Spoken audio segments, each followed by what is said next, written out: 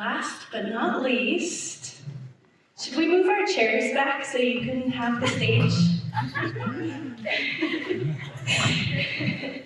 She's a farmer, a communicator, and a community coordinator who believes that our connection to the soil is directly related to the health of our bodies, our economy, and society. With over a decade of farming, communication, and fundraising experience, she enjoys using her skill sets to share photos, stories, and information in engaging ways, which help to inspire change in human habits and mindsets, causing the food system, climate, and overall well-being of the world to improve.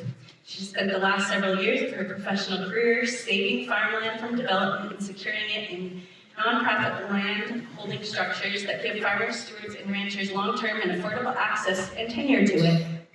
Most of her work in the land access space is focused on equitable land security for BIPOC growers, addressing the inequalities and disparities in how land is owned and accessed in this country. She is co-executive director of the Farmers Land Trust. She's a mother of a young son and lives with her husband Anthony in Tennessee. Please welcome Kristina Villa.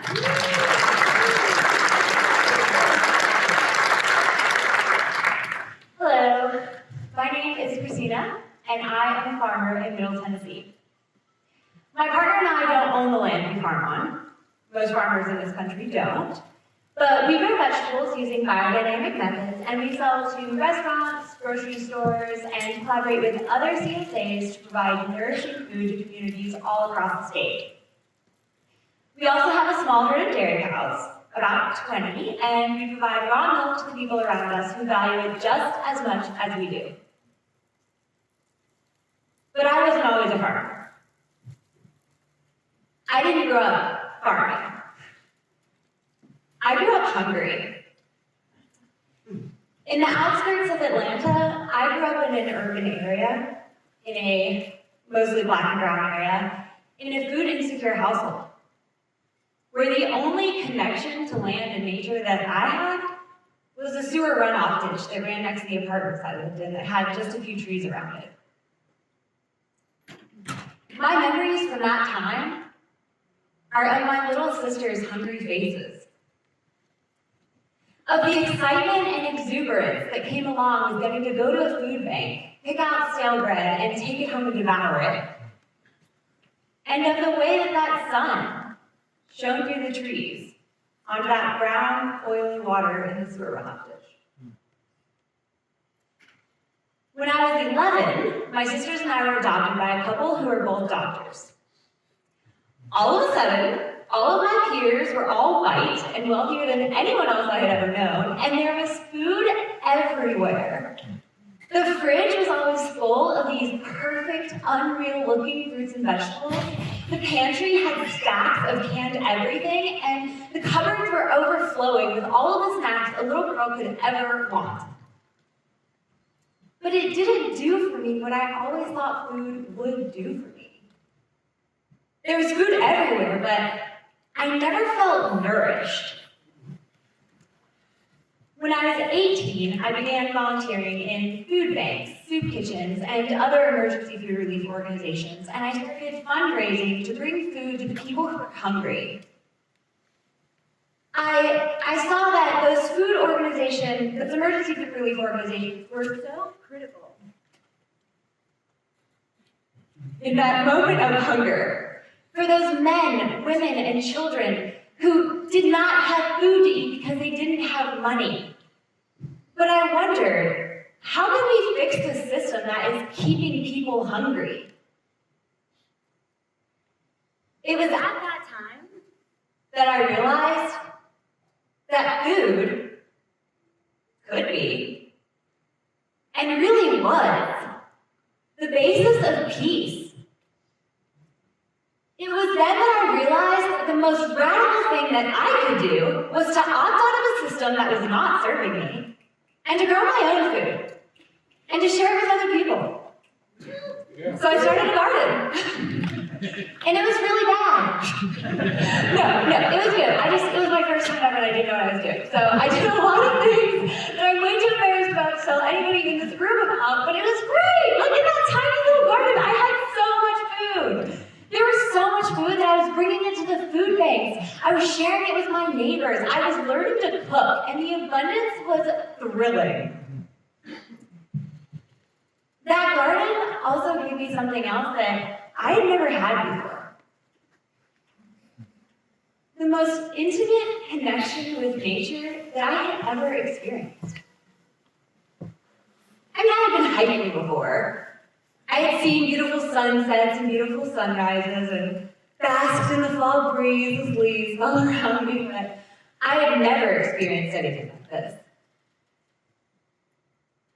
Connecting with the plants and hearing their songs as I tended them filled me with a joy and spiritual bliss that took me to dimensions previously unknown to me. I had never been this high on life before, and I couldn't stop. But it wasn't enough. I needed to learn how to grow a ton of food. I needed to learn how to grow so much food that I could share it with so many other people and teach other people how to do it too. I needed to learn how to farm. So I moved to Tennessee, to the oldest and largest biodynamic farm in the state, Longcountry Creek Farm, where Jeff Poppin, the barefoot farmer, taught me everything I know about how to grow food, biodynamics, and how to eat and live like a farmer. At that time, I thought, 1 year, that's all I need.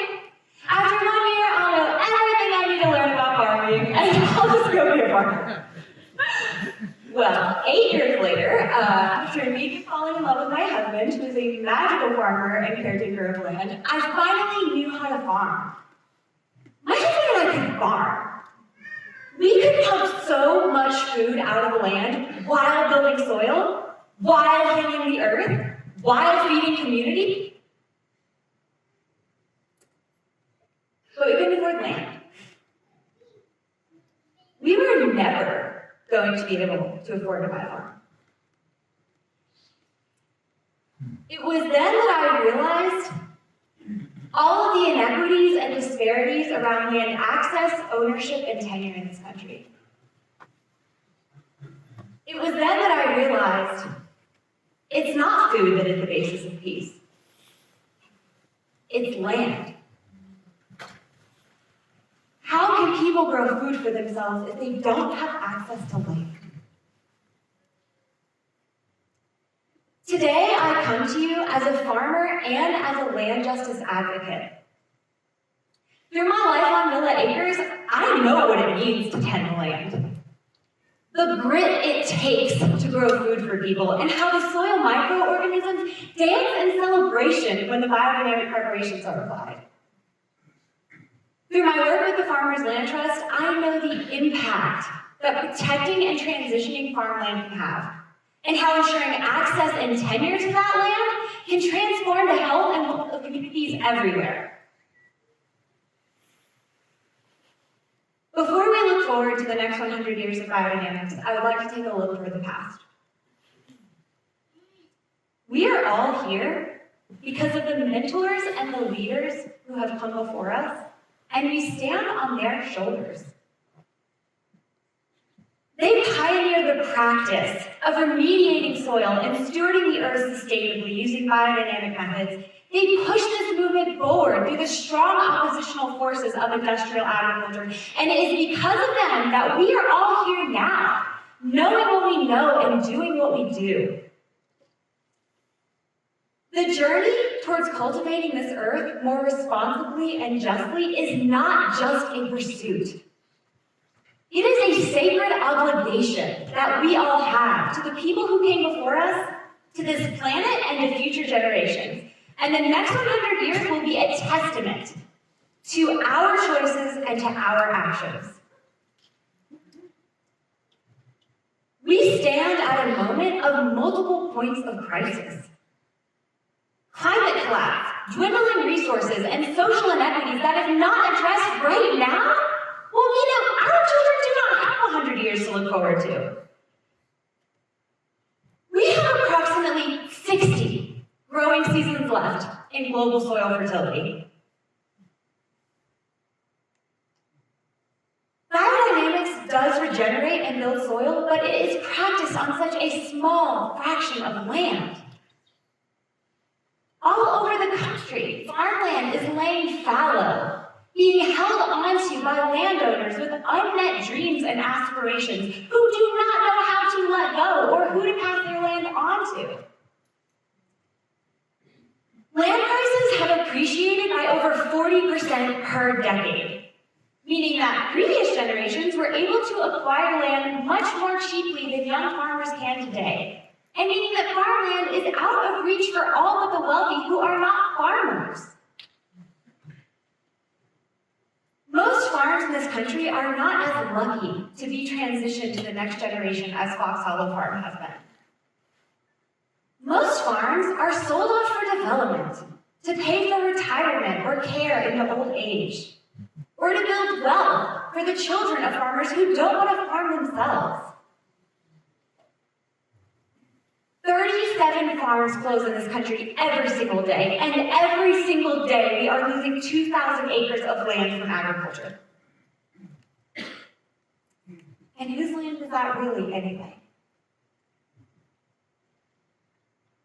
All land in this country is stolen. The land you own, any of the land that you tend, and all of the land that we all walk on every single day was stolen from Indigenous people through force, murder, and violent displacement. Through continued violence and systematic racism, Black people have had their land taken from them too. They have been pushed out of rural areas, and they've had their generational wealth in the form of land stolen from them. In the next 100 years, we have the opportunity, maybe even the last chance, to move beyond this patriarchal, colonial, capitalistic system. 98% of land in this country is owned by white people, yet Black and brown people make up the majority of agricultural workers. The agricultural workers who actually care for the land, who tend the fields and the animals, and who are connected to the vibrations of earth and all that she needs. The practice of biodynamics, however scientific it may be now, is rooted in a peasant wisdom, which is not something that can be measured by technology, but rather is something that comes from a deep spiritual connection to earth and the cosmos. Indigenous practices comes from that too.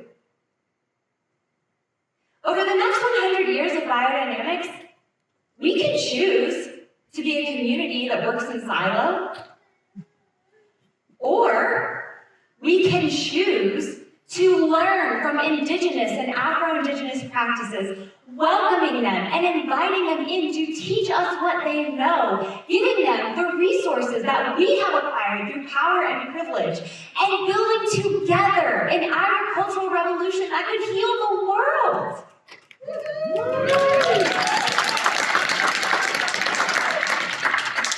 Land justice in the form of ecological stewardship and equitable access to land is not a lofty ideal. It is a fundamental right. Over the next 100 years, we have the moral obligation to advocate fiercely for equal access to land by letting go of the power, control, and wealth that we have, and by giving it to farmers and growers who have been and who continue to be systematically displaced from land. And to the young, new, and beginning farmers who are never going to be able to afford these modern-day prices of farmland. We can see and voice that Earth needs this equity. Humanity needs it.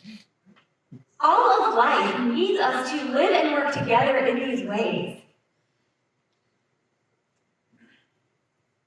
Although we stand at the moment of multiple points of crisis, we also stand at the threshold of a new era, at the edge of a new century, where by repatriating and transitioning land with care, we can tip the scale towards prosperity and health for all sentient beings. Use your Use your land as a catalyst and as a seed for change. This noble cause will take us all working together. And it is our choices and our actions today that will sow the seeds for the next 100 years of biodynamics, Earth, and humanity. The question is, in what state will we leave Earth? In what state will we leave humanity? The task before us is great, but so is our potential. The next 100 years starts right now. In this very moment. In the next interaction you have, and in every interaction after that. It's time. It's time to embark on this transformative journey, united in purpose and fueled by love for Earth and all of its inhabitants. Using biodynamics and all it has taught us and connected us to as our tools. We know what we need to do. Let's get to work.